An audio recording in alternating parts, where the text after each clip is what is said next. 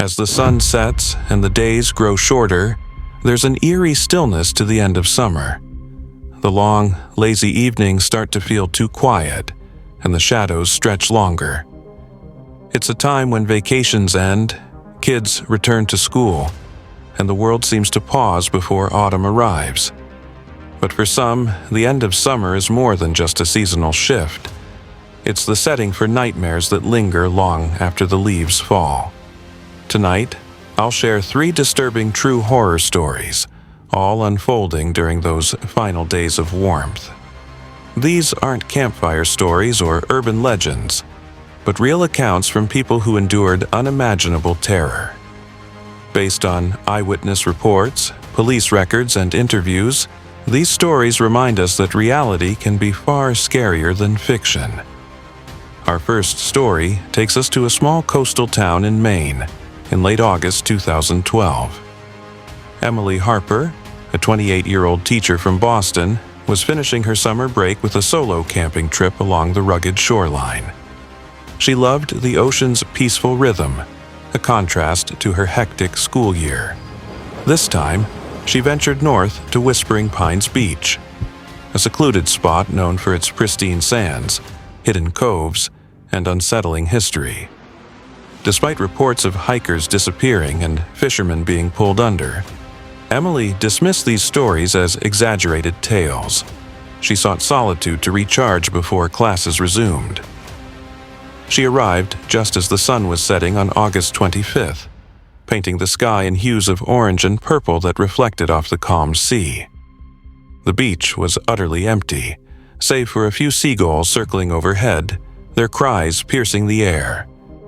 Emily set up her camp in a small clearing backed by dense pine forests, the kind where the trees seemed to lean in like they were listening to every rustle. She pitched her tent, unrolled her sleeping bag, and gathered driftwood for a fire. That first night was peaceful. She built a crackling blaze, roasted marshmallows on a stick, and watched the stars emerge one by one in the darkening sky. The sound of the waves was hypnotic, lulling her into a deep sleep inside her tent. But as she lay there, drifting off, she heard something. A faint whispering, like voices carried on the wind from far away. It was indistinct at first, blending with the ocean's roar, so she chalked it up to the waves echoing off the cliffs and fell asleep without much thought. The next morning, Emily woke to sunlight streaming through the tent and stepped out to stretch. She immediately noticed strange footprints around her campsite. Human-like, but elongated, with toes that splayed unnaturally, as though the creature had dragged its feet. The prints formed a perfect circle around her tent and led to the water's edge, where they abruptly vanished into the sea. Though uneasy, Emily reasoned it might be a prank by a passing hiker. She spent the day exploring nearby coves, and in a secluded inlet, she found an old buoy half buried in seaweed, inscribed with the words, "Beware the tide's call." It reminded her of local legends about sailors' spirits luring the living into the sea during the strongest tides of late summer. Laughing it off as folklore, she snapped a photo, thinking it would make an intriguing story for her travel blog to share with her students. As the temperature dropped and a chill wind blew in from the ocean, Emily heard the whispers again. This time, the breeze seemed to form words. "Join us," it said, echoing from the forest behind her. The hair on her neck stood up, but she dismissed it as her imagination, stirred by the isolation. Grabbing her flashlight, she ventured into the trees, calling, "Hello? Is someone there?" No reply came, only the rustling leaves and distant waves. Back at camp, she tried to sleep, but the whispers grew louder, surrounding her tent. Panic set in around midnight when she heard slow, deliberate scratching on the fabric, like nails dragging across it. Heart racing, she peeked outside but saw nothing. However, the footprints were back, fresh ones circling her sight even tighter. By dawn, on the 27th, Emily was thoroughly shaken. Her nerves were frayed, and the peaceful retreat had turned into a nightmare. She decided to pack up early and head home a day ahead of schedule. As she dismantled her tent, shaking out the sand, she found something buried beneath it, a rusted locket encrusted with barnacles and salt, containing a yellowed photo of a young woman from what looked like the 1920s. The woman's eyes seemed to stare right through her, filled with a haunting sadness. Emily pocketed it, thinking it was a cool antique find despite the creepiness, and headed to her car parked a mile up the rugged trail. But halfway there, the whispering returned. Now a chorus of voices pleading, "Stay with us. Join us in the deep." The words were clear, urgent, sending chills down her spine. She quickened her pace, but tripped over an exposed root and twisted her ankle badly, pain shooting up her leg. Limping the rest of the way, she glanced back and swore she saw figures emerging from the waves, pale, waterlogged shapes shuffling toward the shore, their forms translucent in the morning light. She reached her car, threw her gear in, and drove straight to the nearest town, her hands trembling on the wheel. At the police station, she reported the incident, showing them the locket and describing the footprints and voices. The officers dismissed her as hysterical from too much time alone, suggesting wildlife or wind tricks. But a local historian at the library pulled her aside after hearing her story. He told her about the SS Meridian, a passenger ship that sank off Whispering Pines in a fierce late summer storm in 1923, claiming 47 lives. Survivors who made it to shore spoke of hearing voices calling them back to the sea, luring them to drown. The locket? It matched one worn by the captain's daughter, Eliza, whose body was never recovered. She was said to have been the first to heed the call. Emily never returned to the beach or any coastal camping spot. She still hears the whispers on windy nights, especially at summer's end when the tides pull strongest. Doctors diagnosed it as PTSD from the trauma, prescribing therapy and meds, but she knows better. The ocean doesn't forget its dead, and sometimes it calls for company to fill the void. Her blog post about the trip went viral, with others sharing similar experiences, but Emily deleted it, not wanting to invite the tide's call into anyone else's life. That chilling tale sets the tone for how nature can turn against us. But our next story takes us inland, to the rolling hills of Kentucky in September 2008. Mark and Sarah Jenkins were a young couple in their early 30s, both teachers from Louisville, celebrating their 5th anniversary with a road trip through the Appalachians.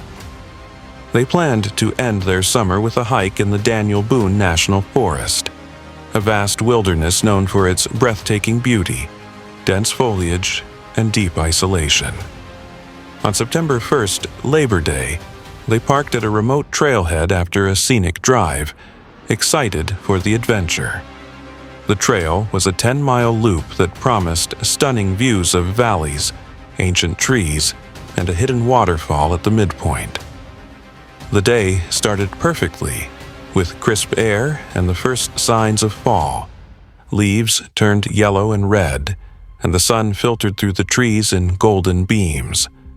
Mark, who loved photography, snapped photos of wildflowers and squirrels, while Sarah packed sandwiches for their picnic. By noon, they reached a beautiful waterfall in a mossy glen, the water sparkling as it cascaded into a clear pool below. They spread out a blanket, ate, and dipped their feet in the cool stream. As they relaxed, Sarah noticed strange carvings on the trees, symbols resembling runes or Native American markings, deep and claw-like. Mark, interested in folklore, recognized them as warnings from Cherokee lore about skinwalkers, shape-shifting entities that trapped travelers, feeding on their fear and flesh. They shrugged it off as vandalism or old hunter marks and continued hiking after a short rest. But as the afternoon wore on, the trail seemed to change subtly.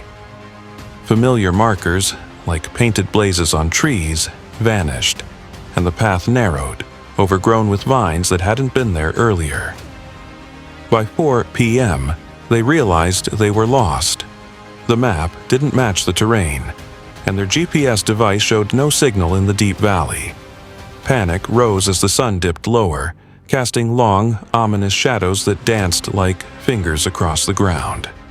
They called out for help, but their voices echoed strangely, as if the forest was absorbing and twisting them, sending back distorted versions. They suddenly heard footsteps, heavy, deliberate, circling them from the underbrush. "Hello?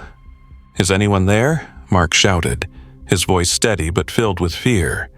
To their shock, a voice replied, Mark's own voice, perfectly echoing his words from an empty direction. Sarah, clinging to him, whispered, "That's not possible. It has to be an echo." The footsteps grew louder, leaves crunching and twigs snapping. In the dim light, they saw a figure. Tall, humanoid, with limbs that bent unnaturally and skin shifting like shadows, blending with the trees. It mimicked Sarah's scream with a guttural twist. Terrified, they ran, crashing through the underbrush, thorns tearing at their clothes. Mark's phone had no signal, and the compass spun wildly. They zigzagged through the woods, but the forest seemed endless, looping back on itself. Night fell quickly in the dense Appalachians, the temperature plummeting. They huddled together under a large oak, building a small fire with matches from their day pack to ward off the cold and whatever lurked. The creature, or whatever it was, stayed just out of sight, mimicking their whispers and breaths. "I love you," Mark said to Sarah, trying to comfort her. "I love you." It repeated from the darkness, but twisted into a sneer, sending shivers down their spines. Hours passed like that, the thing probing their fears with precision. It imitated Sarah's late mother's voice, begging for help in a pained tone. "Sarah, honey, it's so cold here." Sarah broke down, sobbing uncontrollably, while Mark held her, whispering assurances that it wasn't real. It shifted to Mark's father's voice, who had died in a hiking accident years ago, laughing mockingly. The psychological torment was relentless, as if the entity fed on their emotional breakdown. They saw glimpses of it, eyes glowing in the firelight, a form that changed from human to deer-like to something indefinable. At dawn on September 2nd, as the first light pierced the canopy, they heard distant shouts, real ones from search parties organized by the Forest Service. Friends had alerted authorities when the couple didn't return to their car or check in. As the rescuers approached, calling their names, the mimicking stopped abruptly, and the figure vanished into the mist, leaving only trampled foliage. Mark and Sarah were found dehydrated, hypothermic, and traumatized, with deep scratches on their arms and legs that didn't match any known animal. Too precise, too human-like. Investigators from the Park Service dismissed it as a hoax, perhaps a prank by locals, or hallucinations from exposure and fatigue. But the locals in nearby towns knew better. The end of summer in Appalachia is when the veil between worlds thins, they say, and ancient spirits like skinwalkers awaken, hungry after a long season. The carvings were wards, meant to keep them at bay, but time had worn them down. The Jenkins couple never hiked again, moving to a city far from any woods. Sarah still wakes screaming, hearing her own voice in the night mocking her, and Mark checks every shadow wondering if it's watching. If the previous stories have you feeling uneasy, brace yourself for the third, which takes place closer to home, in suburban California during the last week of August 2019. The Ramirez family, Carlos and Maria, both in their 40s and working in tech, along with their two kids, 12-year-old Sophia and 10-year-old Miguel, were enjoying the final days of summer in their quiet San Diego neighborhood. Their backyard pool was the center of family fun, with daily swims and barbecues. But on August 28th, everything changed. While searching for a lost action figure, Sophia unearthed an old, tarnished key, engraved with staring eyes. She showed it to her parents, but Carlos dismissed it as junk, and Maria tossed it into a drawer, joking it might be from a treasure map. That night, as the family slept, strange occurrences began. The pool lights on a timer set to off at 10 p.m. flickered on by themselves around midnight, casting an eerie blue glow through the backyard and into the house windows. Carlos, woken by the light, got up to check. The timer was indeed off, and the switch was in the down position. He flipped it a few times, shrugged, and went back to bed, assuming an electrical glitch. The next day, August 29th, Miguel was playing in the pool alone, while Sophia read nearby. He swore he saw a face in the water, a pale, childlike visage staring up from the depths, mouth open in a silent scream. He yelled for Sophia, who looked but saw nothing. Miguel dove in to investigate, swimming to the bottom, but found only the usual drain and tiles. Shaken, he got out and refused to go back in that day. Maria, hearing about it, dismissed it as a reflection or imagination fueled by too many horror movies. That evening, during a family swim to cool off from the lingering heat, Sophia felt something brush her leg. Cold, slimy, like a hand grasping her ankle. She screamed and scrambled out, hyperventilating on the deck. Carlos dove in to check, but again, nothing. He suggested it was a leaf or pool toy, but Sophia insisted it felt alive, intentional. The family wrapped up early, uneasy but trying to shake it off. As the end of summer neared, the incidents escalated with terrifying intensity. On August 30th, the key reappeared, not in the drawer where it had been placed, but on Sophia's pillow when she woke up. The drawer had remained untouched, still closed.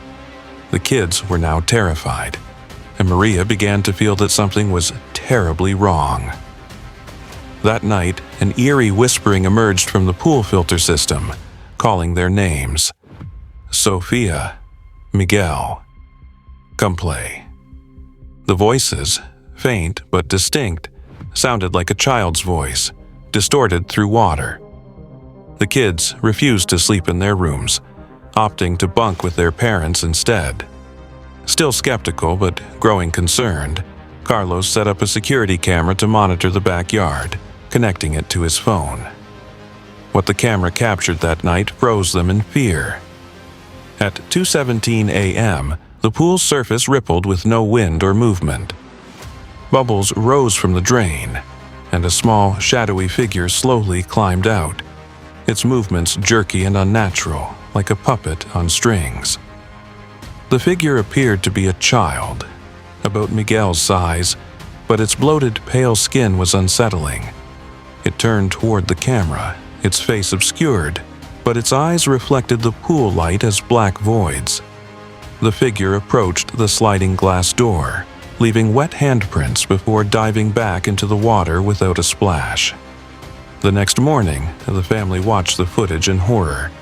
Maria, now fully convinced, researched the house's history.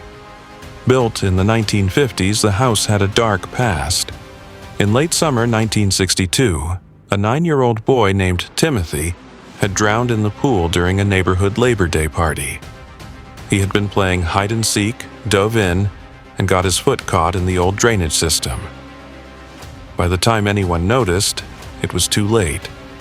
Timothy's body was recovered, but rumors persisted that his spirit remained trapped in the pool. The key Sophia had found matched one described in a local newspaper interview from the time, a keepsake from Timothy's toy chest that had disappeared after the tragedy.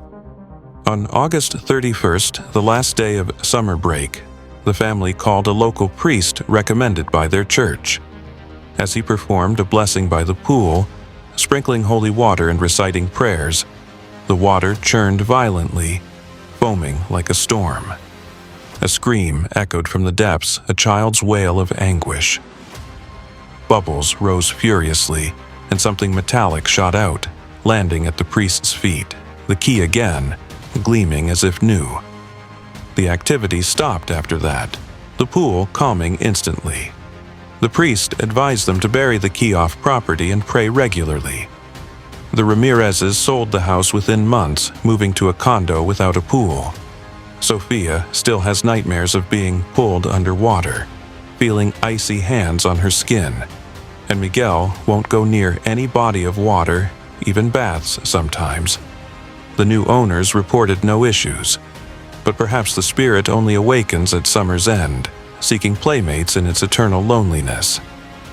These 3 stories, from the haunting shores of Maine, the shadowy forests of Kentucky, and a seemingly idyllic suburban pool in California, illustrate how the end of summer can usher in darkness we never see coming. The transition of seasons seems to stir something primal, something that blurs the line between the living and the beyond.